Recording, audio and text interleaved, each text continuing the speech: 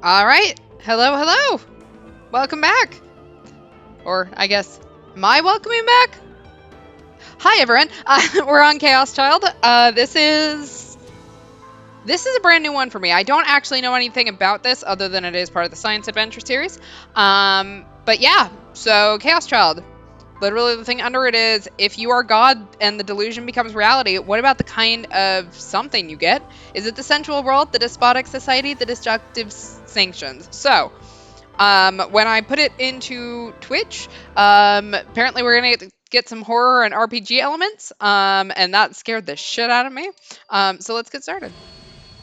Just a heads up, I have turned off voices because it is Japanese audio, and I figured I didn't know how many of you spoke that.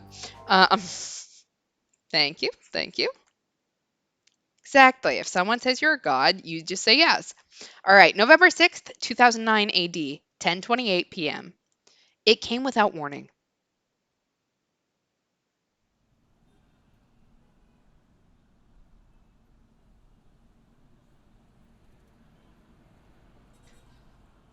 Okay. What came? Was it the gods? Was it an alien? What the fuck is that? Oh shit. I don't know what happened, but it was a magnitude 7.8 earthquake with an epicenter directly under the city. This disaster reduced one of Tokyo's busiest downtown areas to nothing in a single night. The high rise buildings that had birthed so many trends and fads collapsed, as if giving up on their role in society. Black fires spread through the city. As individuals fell into the grip of the crowd's psychology, their terror was magnified. Combined, all of these things took many lives. The final death toll was 3,851. The final number of injured, 30,927. This event would later be known as the Shibuya earthquake. Yeah, this disaster caused a blackout in a local courthouse elevator, trapping 3 people inside. Only 2 people walked out. Even in all that destruction, most people still suffered the most in their hearts. Some who had lost their families came together to share new resolve, while others who had been forced to watch their friends die were driven by guilt to take their own lives. As a baby was miraculously reunited with his parents after 72 hours, a child in an evacuation center asked her dad, "When's mommy coming home?" He had no answer. Some of the wounded made it to hospitals by looking at real time updates on the web. Others saw people on the internet talking about the disaster as if it were a movie and were driven mad. I don't think Achi and Hitomi at least had a good date here. Um, a homeless man was saved from malnutrition by an organized volunteer group. But at the same time, a middle school boy punched a self centered volunteer who'd come to Shibuya to find himself in the face. It was the first time in that boy's life he'd ever been violent. The psychological toll was incredible, and many of the survivors would later manifest symptoms similar to those with PTSD. Oops. Can I see the. Nope. Nope. Okay, that's that.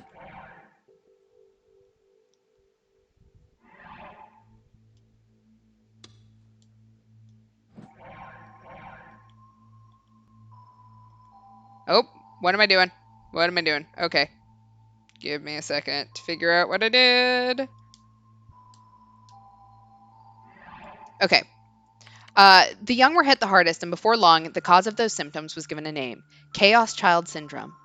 Rebuilding happened at a feverish pace never seen before. It felt appropriate to say hang in there, but people felt that somebody had to do something.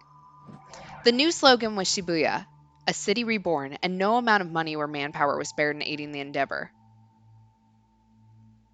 The whole town was in the grip of a fever. Give me a second. I wonder if there is a control story. Okay. Da da da. R2. Okay, so I can't see the notes unless it is the tips list. Okay, so that's what that is. So let's see. Touchpad is display tips. Okay.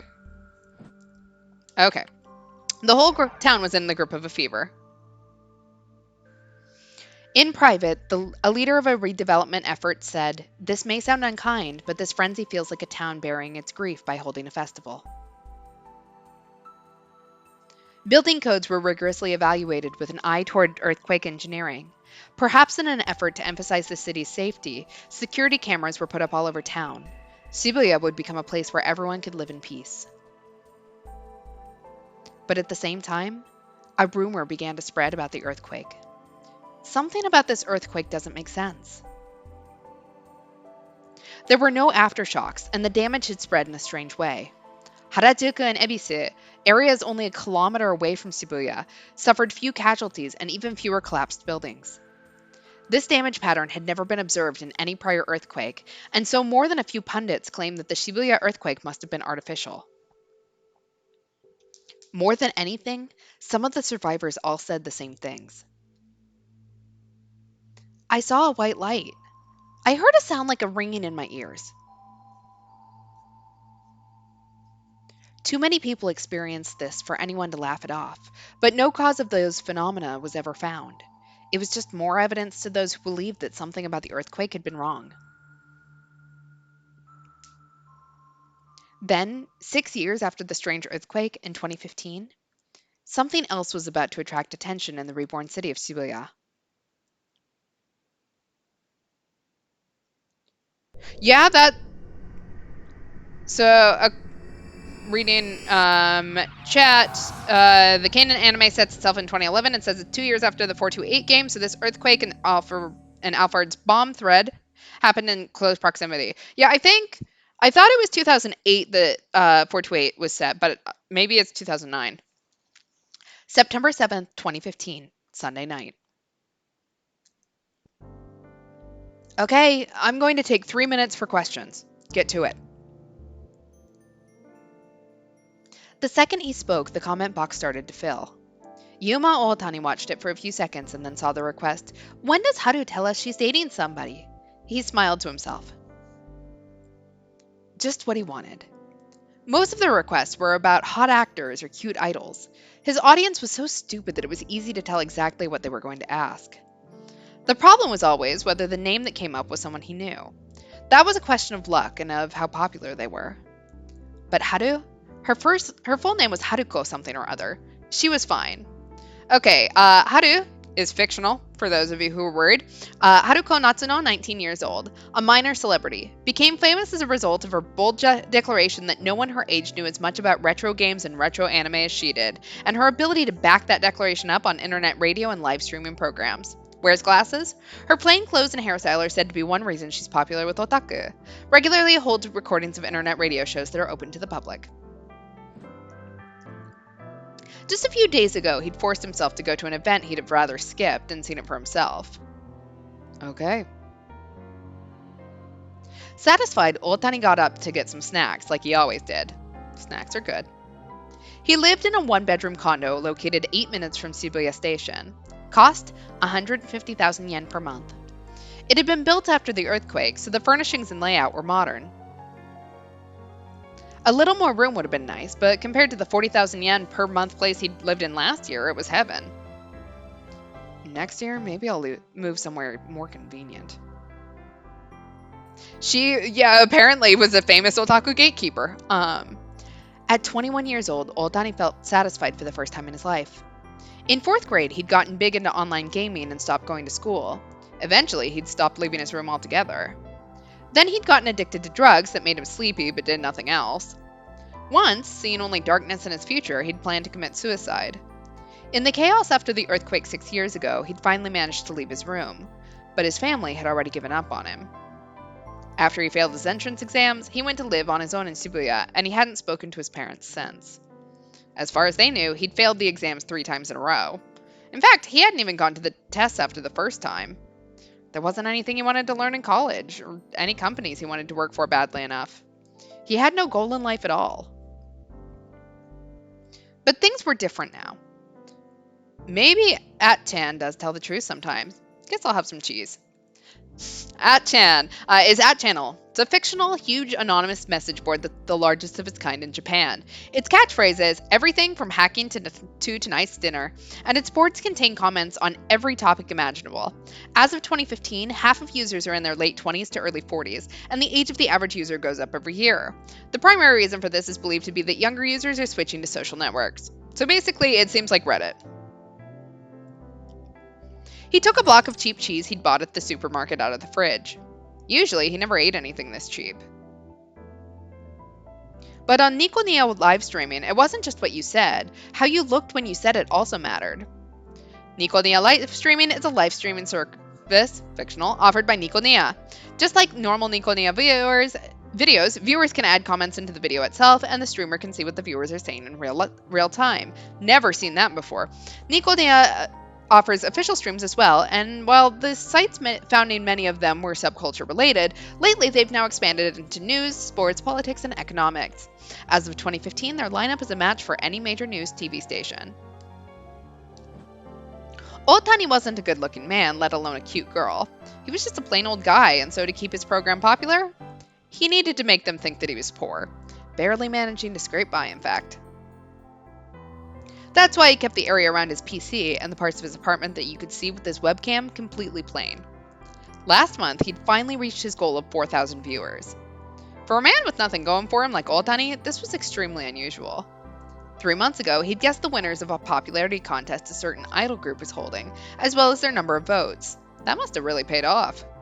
After that, his numbers had been going up steadily. Late last month, when his streams had appeared at the top of Nico Nia's page, he'd seen a huge increase. Nico Nia Video is Japan's largest video sharing service, often used to refer to the site that offers this service. Nico Nia is unique for the way user comments can be embedded into the video directly. Many of its users are younger, and recently it developed its own unique culture in the area of music. Right now, he'd gotten above 4,500, and it was quite possible he'd break 5,000 by the end of the month. It was around late last year when he'd started to wonder about his power. It was a certain rumor on one of At Chan's occult boards that made him really start to realize what he had. The name he'd chosen for his stream subtly reflected this.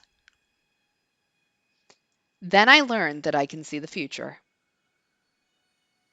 He took out a knife to cut the cheese. There was a strange sound. Huh? He thought he'd just imagined it when... Knock, knock, knock, knock. He heard it again. It was coming from the door. Someone was clearly knocking on his door. Huh? Jungle, maybe.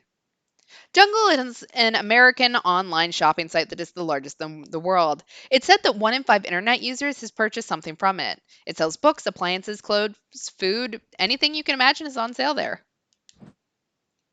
Suspicious, he walked towards the door to answer, then checked the clock. I have to say, I'm really enjoying like the cute little nods towards things. You know, Jungle, Amazon, Nico Nia, Nico Nico. It was 11:41 p.m. Not exactly normal delivery hours. Oh, come on. I'm streaming right now. He tried to ignore it, but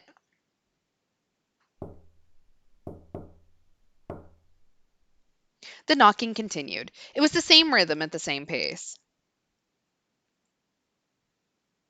I think that it's less about like having real life brands and stuff like that, but because it is set in Shibuya, I'm assuming that there are going to be some real things in it, as well as just sort of making sure that, you know, it's the whole cover your ass. Um, it's a cheeky little nod at them, but it's you know, they can sit there and go, well, it's not actually Amazon. Um, as if the visitor's goal wasn't to come inside, but simply to make that sound. Otani felt a bit creeped out. He decided to go to the intercom camera and see who it was, but then realized that would be pointless. Only the auto-locking door on the first floor had a camera. The door to Otani's room on the fifth floor had an intercom, but no camera. Otani gave up. Damn it. If you want something, push the intercom button. Knock, knock, knock, knock. Maybe it's a drunk? No, the knocks were too steady for that. And there was no voice yelling at him to open up. He'd seen this door a million times, but suddenly it somehow looked different. Someone he didn't know was on the other side of the wall, demanding entry into the middle of the night. Somehow, this made the door seem intimidating. Yeah, Jeff Bezos, call off your sniper drones. Otani thought he might look through the peephole to see who was outside. He was then disgusted to find himself too scared to even get close to the door. Wait, the intercom didn't have a camera, but it did have a microphone. He turned towards the living room so he could use the intercom and find out what they wanted. Otani, it's me. Sorry to come by so suddenly. He stopped when he heard that voice. Huh? It's me. I'm very sorry to bother you at this hour. Otani tried to remember who the speaker was, but found he couldn't.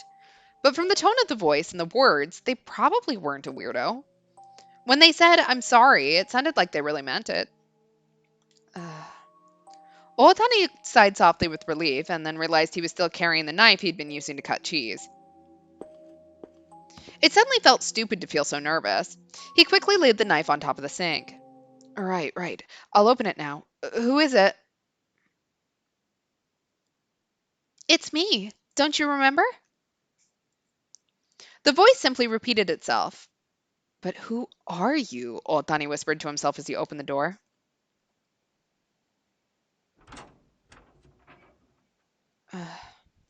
Otani narrowed his eyebrows at the people standing there. He looked them up and down and then looked at their faces again. Their eyes met. Who are you guys? It's a rave. Otani suddenly felt a piercing headache. Huh? Otani closed his eyes and put his right hand up to his temple. He could feel the blood pounding in his veins through his fingers. He staggered and quickly put his other hand against the wall to keep from falling over. The pain was like the old days when he'd overdosed on antidepressants, but much more intense. Ugh.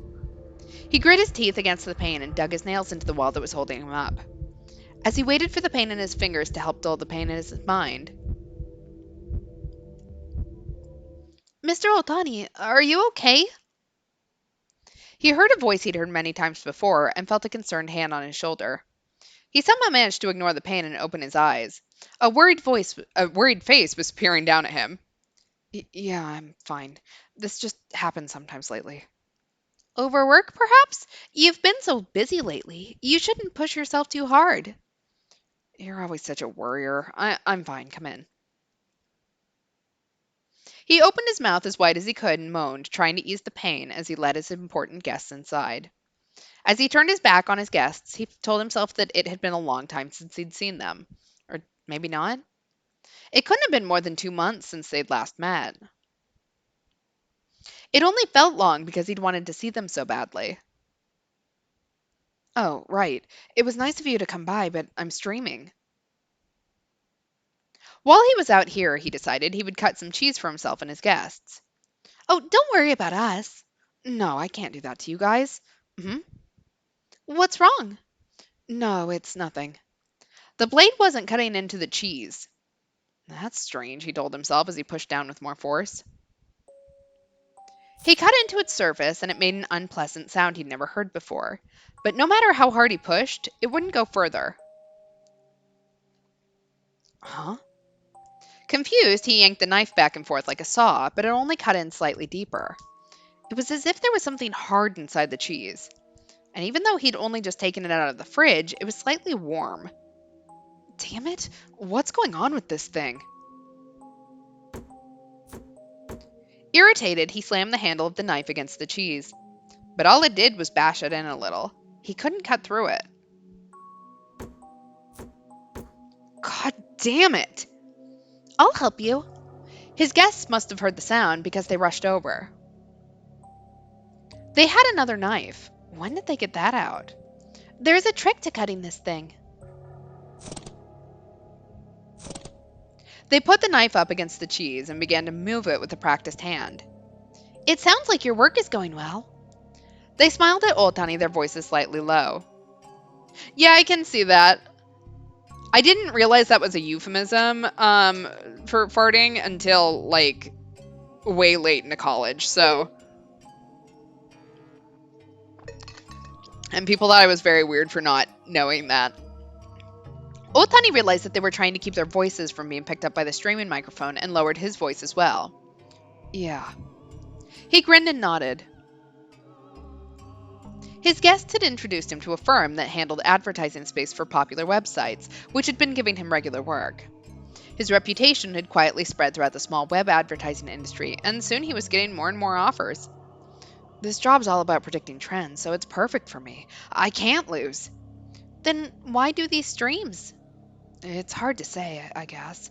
You could say I'm trying to see how far I can go. That's right. His power wasn't meant to be wasted on jobs that anyone could do. No one's done this before, you know? So I can't ask anyone about it, you know? So I want to do everything I can by myself. Or am I sounding like a show off? No, it's wonderful, I think. And done. After he'd smacked it a few times, the cheese was a little funny looking, but the even slices were lined up neatly on the plate. Sorry to make you help like that. It's nothing. Go on, I'll wait until your stream is finished. Thanks. If you want something from the fridge, grab it. Oh, but be quiet.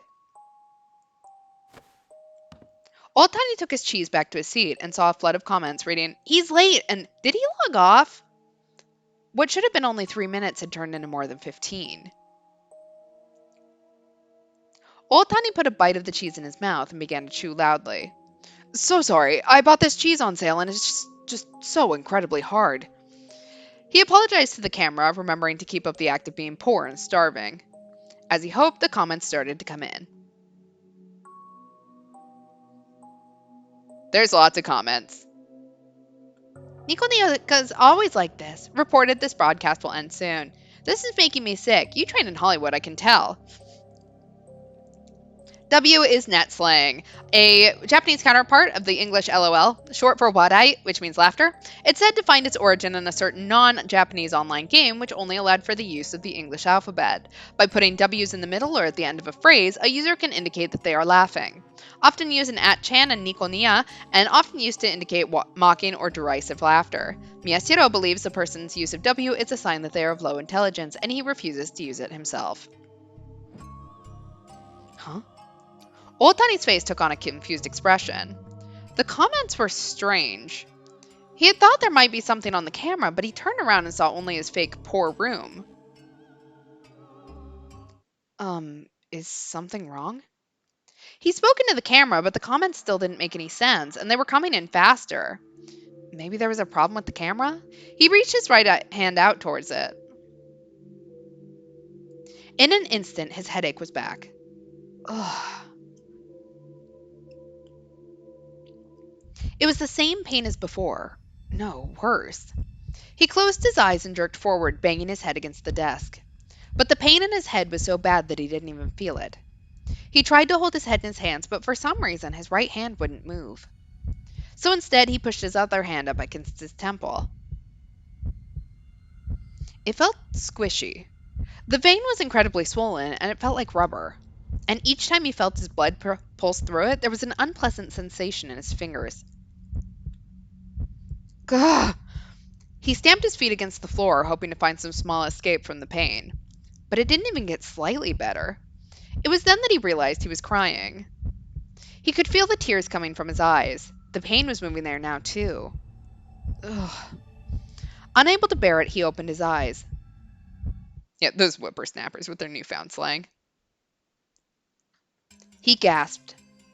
The whole scene appeared in front of him like some kind of awful magic trick. What's going on? He suddenly heard the sound of something wet dripping onto the floor. His eyes reflectively turned towards it. His right arm was gone at the elbow, and the stump was gushing blood. There was a pool of it on the floor, and the sound he heard was the new blood splattering into it. Huh? Old Tony didn't understand what had happened to him. What was going on? He'd just gone to check on a knock at the door. Huh? The pain screamed within him. Any sense of pain in what remained of his right arm was overcome by the pain in his head. He felt nothing from his arm at all, though he saw the blood dripping to the floor. What the hell was going on? He blinked and forced his aching eyes to function as he looked around the room. Yeah, I have a feeling that cheese was actually our arm, and I don't like that. On top of his desk, he found the rest of his arm. Yeah. It was sitting on a plate. At first, it looked like it was still in one piece, but it wasn't. It was neatly sliced into uniform pieces. Each piece was about a centimeter wide, and the slices moved neatly towards his fingers. They sat upon the plate in, roughly, his arm's original shape. Miraculously, he saw there was no blood on the tip of his index finger. Huh? He still didn't understand that it was really his own arm, but sheer disgust at what he saw caused him to leap out of his chair. What was this? What kind of prank was this? Ugh! Ugh! The contents of his stomach flooded into his mouth. He vomited. The pink fluid splashed against the desk. Huh? He saw something solid in the middle of it. It was a thumb. It was covered in bite marks, saliva, and stomach acid, but horribly he remembered it. What? When did he put that into his mouth? Yeah, don't you just hate when you misplace your groceries with your limbs? In his pain-filled mind, he suddenly heard a sound he'd never heard before. Each time he heard the sound, the pain in his head got worse. He turned towards the camera, hoping for an answer to what was happening. But of course, there was none to be found. The screen was still filling with comments, but his eyes were too filled with tears for him to read them. As the whole world turned red, Otani didn't even realize that his lips were turning purple. His lips had turned purple from the lack of oxygen, but were stained red with blood from his severed thumb, which he had chewed himself. As he tried to fight the pain, he began to fall unconscious, and tears fell from his eyes. The tears seemed pink to him. Otani was weeping blood. He died, still facing the camera. His guests watched the chain of events unfold, then silently headed for the door. Just before they left the room, "Goodbye," they said, as if nothing at all was wrong, and shut the door.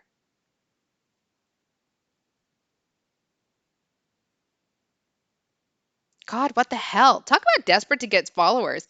I'm bored. Go back to the usual stream. Yeah, chops up arm. Haha, real funny, guys. Now give me my cheese back. All right, so shit got real. September 19th, 2015. Friday night.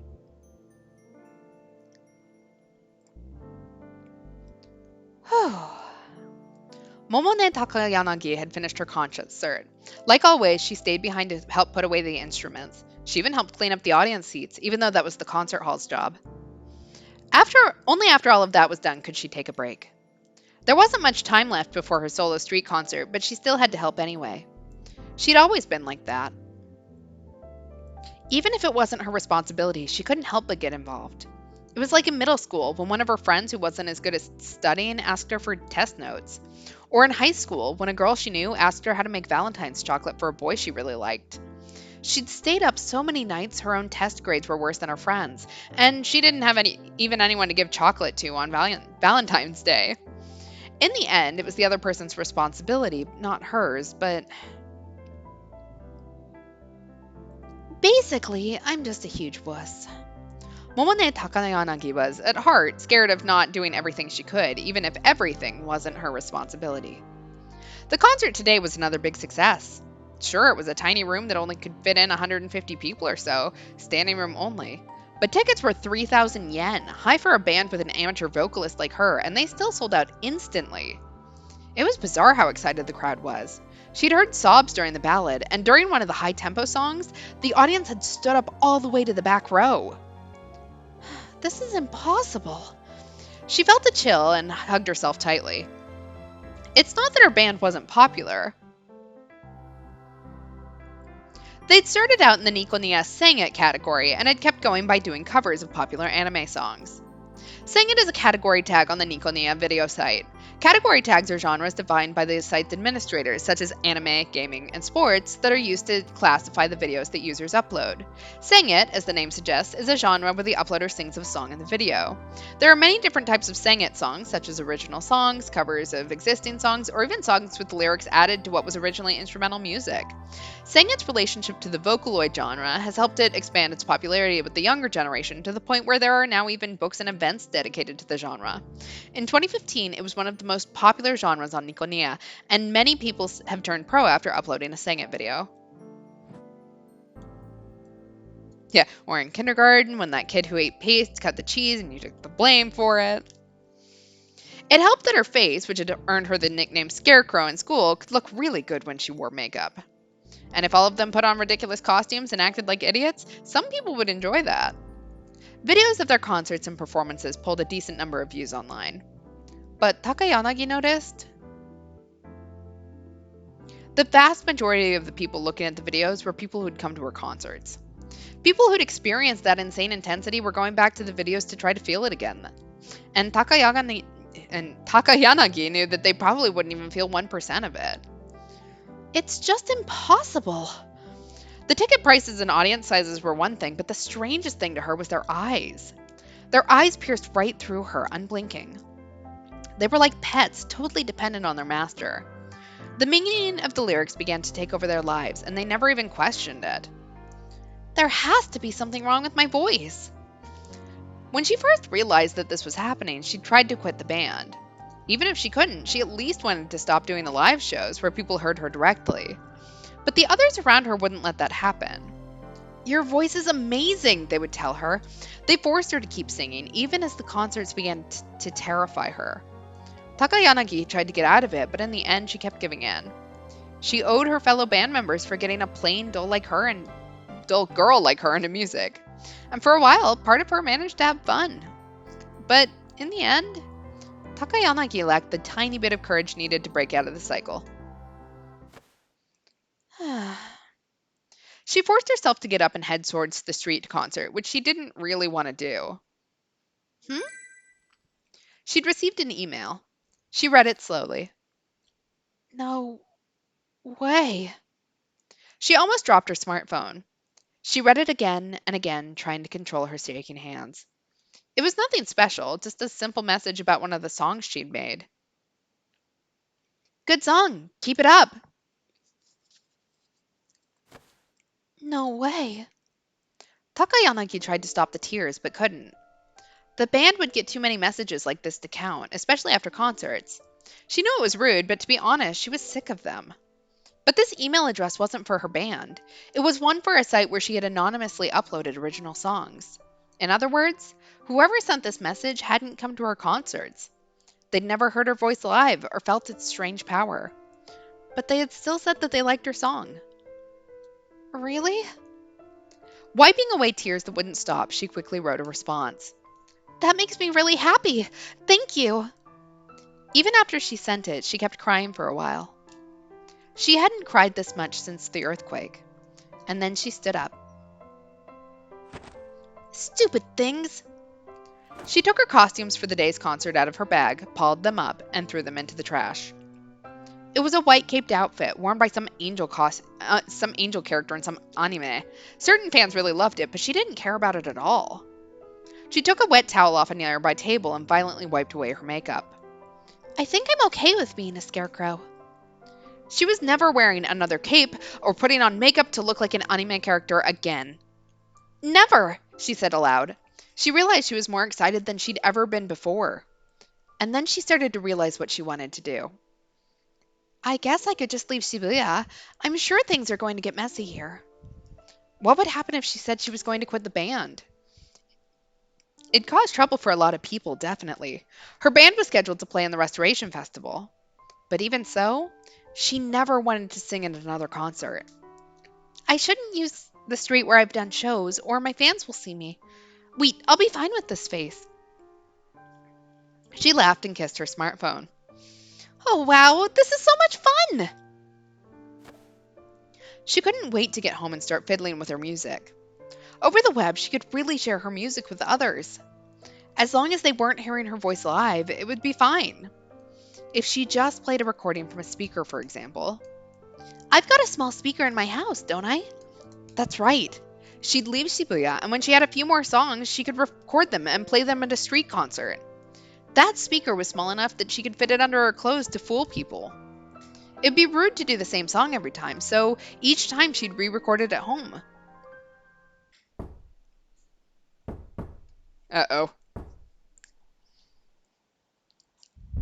There was a knock at the door. One of the staffers, maybe? Oh, geez, I'm coming! She smiled and answered them. Now that she'd thrown away her clothes, her bag was lighter than she'd ever imagined it could be.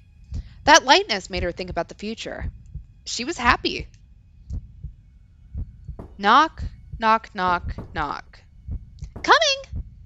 Takayanagi happily danced towards the door, completely ignorant of what was on the other side.